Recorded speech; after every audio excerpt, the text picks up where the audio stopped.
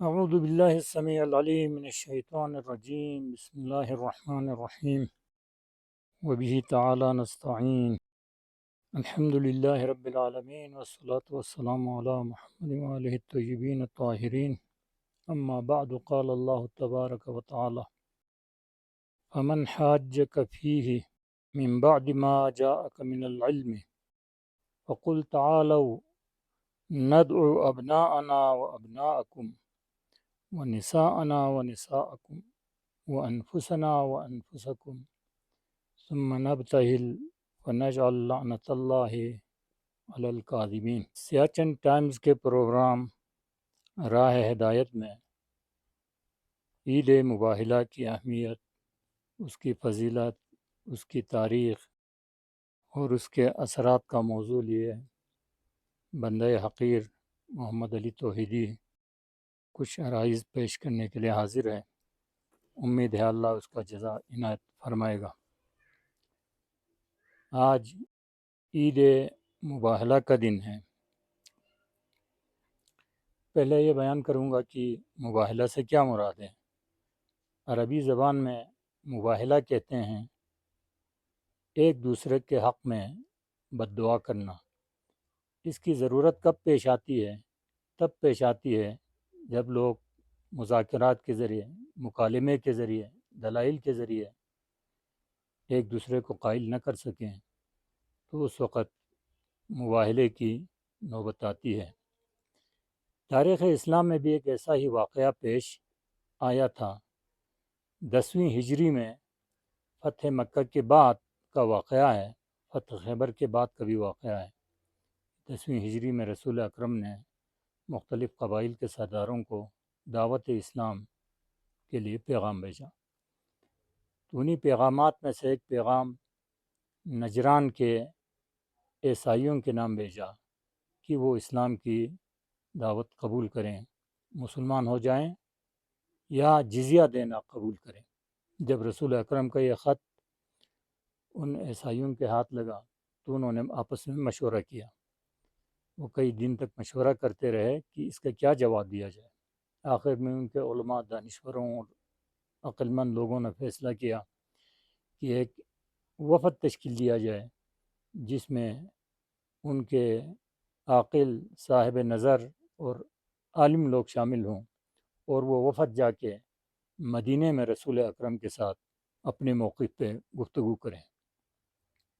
چنانچہ انہوں نے ایک بڑا گروپ تشکیل دیا، اور جس میں ان کے علماء تھے، ان کے عقل مند لوگ تھے، ان کے قبائلی سردار تھے، اور یہ لوگ مدینہ منورہ رسول اکرم کے ساتھ مذاکرہ یا مناظرہ یا گفتگو کے لیے پہنچ گئے۔ تو اس دوران ایک خوبصورت واقعہ یہ پیش آیا کہ مدینہ پہنچنے کے بعد 3 دن تک رسول اکرم صلی اللہ علیہ وآلہ وسلم نے انہیں شرف باریابی عطا نہیں فرمایا۔ وہ بہت پریشان ہوئے۔ یہ لوگ انتہائی نفیس، قیمتی اور زرق و برق لباس کے ساتھ مدینہ میں داخل ہوئے تاکہ مسلمانوں پہ اپنا اثر قائم کر سکیں۔ رسول اکرم نے 3 دن تک انہیں ملاقات کی اجازت نہیں دی۔ یہ لوگ پریشان ہو گئے۔ تحقیق کی تو کسی نے امیر المومنین علی بن ابی طالب علیہ السلام کی خدمت میں انہیں پہنچایا۔ آپ نے ان سے فرمایا کہ رسول اکرم نے تم لوگوں سے اس لیے ملاقات نہیں کی کیونکہ تم لوگ اپنے ظاہری زرق و برق اور لباس کی خوبصورتی وغیرہ کے ذریعے لوگوں پہ اثر ڈالنا چاہتے ہو۔ تم لوگ سادہ لباس پہنو تو رسول تمہارے ساتھ ملاقات کریں گے۔ یہ بجائے خود اس رسول کی، آپ کے کردار کی عظمت کی ایک بڑی دلیل یہ بھی ہے۔ انہوں نے سادہ لباس پہن لیا تو حضرت نے اذن باریابی عطا کیا۔ پیغمبر اکرم کے ساتھ پھر ان کی گفتگو ہوئی۔ سب سے بڑی گفتگو اس پر ہوئی کہ حضرت عیسیٰ علیہ السلام اللہ کے بندہ اور اس کے نبی ہیں، یا عیسائیوں کے موقف کے مطابق حضرت عیسیٰ علیہ السلام خدا کا بیٹا ہے۔ رسول اکرم نے ناقابل شکست دلائل کے ذریعے انہیں قائل کرنے کی کوشش کی کہ عیسیٰ علیہ السلام اللہ کا بیٹا نہیں ہے۔ تو انہوں نے کہا کہ عیسیٰ کا کوئی باپ نہیں ہے تو پھر خدا ہی حضرت عیسیٰ کا باپ ہے۔ تو آپ نے استدلال فرمایا، اچھا آدم کے بارے میں کیا کہتے ہو، اس کو خدا کا بیٹا کیوں تسلیم نہیں کرتے؟ بہرحال آپ نے دلائل دیے لیکن انہوں نے دلیل قبول نہیں کی۔ تو آخر میں فیصلہ یہ ہوا کہ اگر دلیل سے، گفتگو سے مسئلہ حل نہ ہو تو پھر مباہلہ کیا جائے، یعنی دونوں گروہ آپس میں بیٹھیں۔ تو فیصلہ یہ ہوا کہ مباہلہ کیا جائے، اور دونوں گروہ جو ہیں یہ خدا سے گڑ گڑا کر دعا کریں کہ ان دونوں میں سے جو فریق جھوٹا ہے اللہ تعالیٰ اس پہ اپنا عذاب اور اپنی لعنت جو ہے اس پہ نازل کرے۔ تو یہ فیصلہ ہوا، اور ایک دن مقرر ہوا۔ تو جب یہ فیصلہ ہوا تو اللہ کی طرف سے اس بارے میں آیت نازل ہوئی کہ اے رسول، اگر یہ لوگ آپ کے برحق آپ کے دلائل کو نہیں مانتے، علمی، عقلی، منطقی دلائل کو نہیں مانتے، تو پھر ان سے کہیں کہ تم لوگ اپنے بیٹوں کو لے آؤ، ہم اپنے بیٹوں کو لے آتے ہیں، تم اپنی عورتوں کو لے آؤ، ہم اپنی عورتوں کو لے آتے ہیں، تم اپنی جانوں کو لے آؤ، ہم اپنی جانوں کو لے آتے ہیں، پھر وہاں بیٹھ کے ثم نبتہل فنجعل لعنۃ اللہ علی الکاذبین، پھر ہم اللہ کی بارگاہ میں گڑ گڑا کر دعا کرتے ہیں کہ ہم میں سے جو جھوٹا ہے اس پہ اللہ اپنی لعنت یا اپنا عذاب نازل کرے۔ تو اس مقررہ دن میں رسول اکرم بھی تشریف لائے، اور یہ لوگ بھی، ان کے جو دو بڑے تھے وہ بھی اپنے بچوں کے ساتھ آ گئے۔ تو اسی دن کا ایک اور خوبصورت واقعہ یہ ہے کہ رسول اکرم میدان مباہلہ میں تشریف لانے سے پہلے امیر المومنین علی بن ابی طالب علیہ السلام کے گھر تشریف لے گئے، یعنی اپنی بیٹی فاطمہ کے گھر۔ وہاں پہ آپ نے اپنی چادر کے نیچے امیر المومنین علی علیہ السلام کو اپنی بیٹی فاطمہ زہرا سیدہ کونین سلام اللہ علیہا کو اور اپنے نواسے حسن اور حسین علیہم السلام کو اپنی چادر کے نیچے لیا، اور پھر اللہ سے دعا کی، اے اللہ یہ میرے اہل بیت ہیں، بس تو انہیں اس طرح سے پاک کر دے جس طرح پاک کرنے کا حق ہے۔ تو اسی وقت اللہ کی طرف سے رسول کی دعا مستجاب ہوئی، جبرائیل امین نازل ہوئے، اور آیے تطہیر بھی اسی موقع کی مناسبت سے نازل ہوئی۔ آیے تطہیر انما یرید اللہ لیذہب عنکم الرجس اہل البیت ویطہرکم تطہیرا، یعنی اللہ کا یہ ارادہ ہے اے رسول، اے اہل بیت رسول، کہ اللہ آپ کو تمام برائیوں سے، پلیدیوں سے اس طرح پاک کرے جس طرح پاک کرنے کا حق ہے۔ تو اس کے بعد رسول اکرم اپنے اہل بیت طاہرین کو لے کر میدان مباہلے کی طرف تشریف لے گئے۔ عیسائی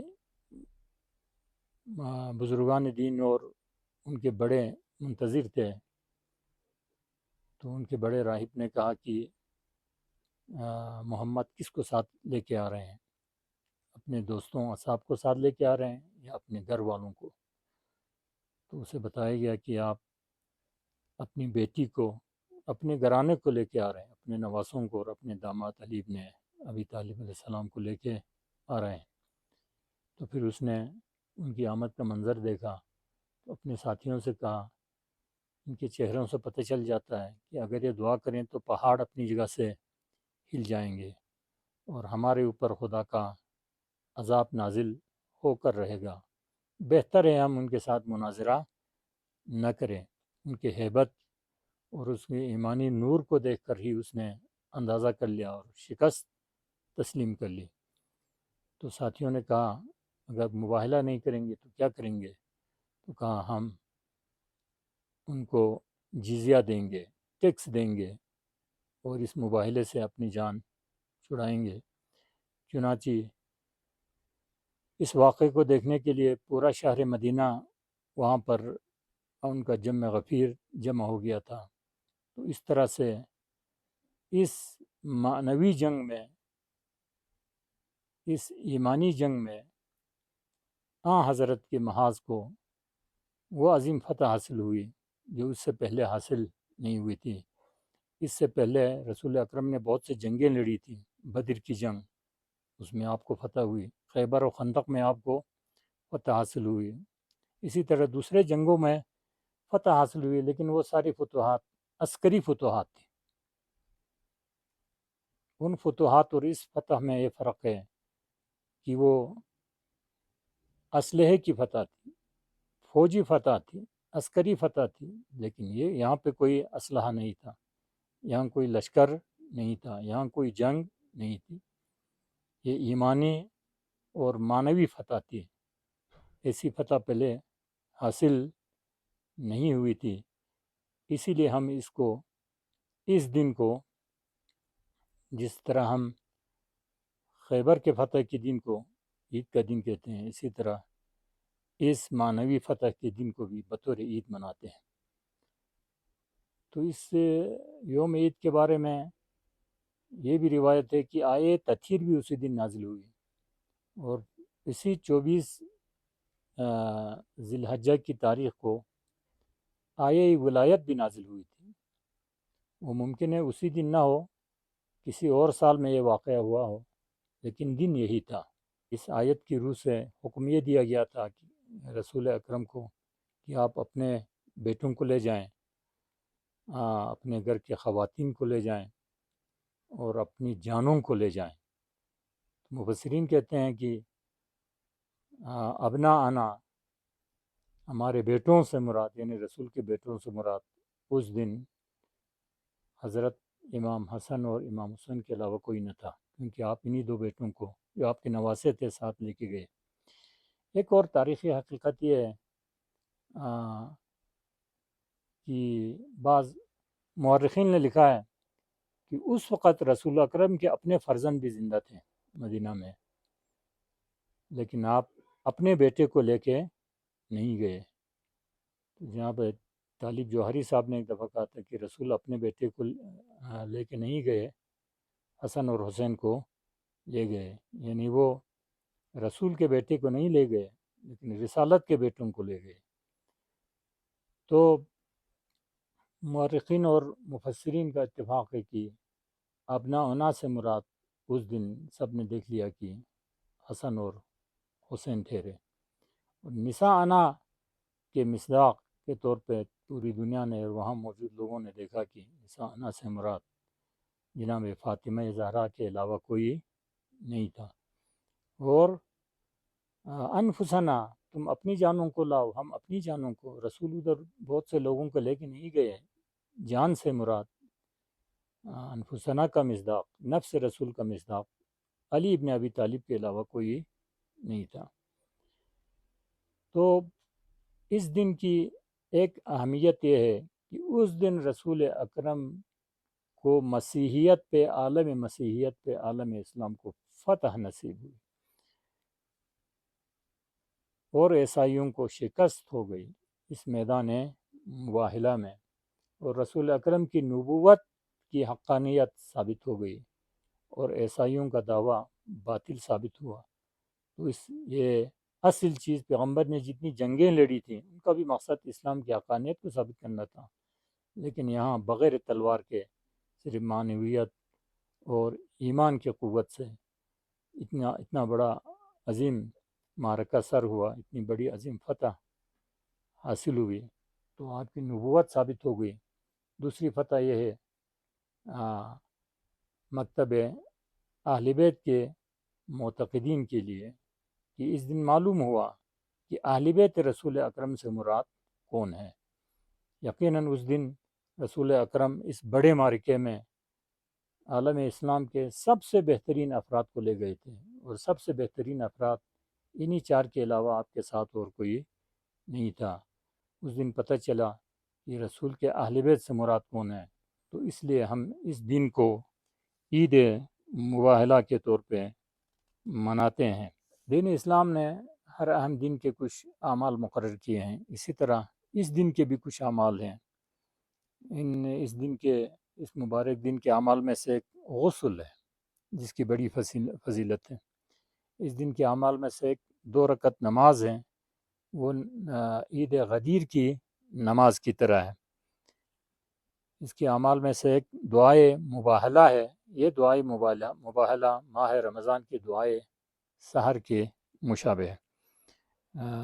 اس کے علاوہ ائمہ معصومین خصوصاً امیر المومنین کی تأسی میں ان کی پیروی کرتے ہوئے اس دن غریبوں کو، فقراء کو صدقہ دینا بھی اس دن کی عبادات میں شامل ہے، اور کچھ اقوال کی بنا پر اس دن امیر المومنین علیہ السلام کی زیارت بھی عبادت ہے۔ یہ دن ہمیں اس بات کی دعوت دیتا ہے، کچھ لوگ کہتے ہیں کہ اسلام تلوار کے زور سے پھیلا ہے، جنگ و جدل سے پھیلا ہے، لوگوں کی گردن پہ نوک نیزہ رکھ کے لوگوں کو مسلمان بنایا گیا ہے، لیکن عید مباہلہ کہتا ہے کہ ایسا نہیں ہے۔ اسلام معنویت کے زور سے پھیلا ہے، اسلام علم کے زور سے پھیلا ہے، اور اسلام اپنی منطقی اور عقلی دلائل کے زور سے پھیلا ہے۔ اگر لوگ جن ہستیوں کی بدولت مباہلہ کے دن اسلام کو معنوی فتح حاصل ہوئی، اگر ان کی طرف رجوع کرتے ہیں تو دنیا بغیر جنگ و جدل کے آل محمد کے علم، ان کے تقوی، ان کی عظمت، ان کی روحانی و معنوی طاقت کی وجہ سے پوری دنیا میں اسلام کا غلبہ ہوتا۔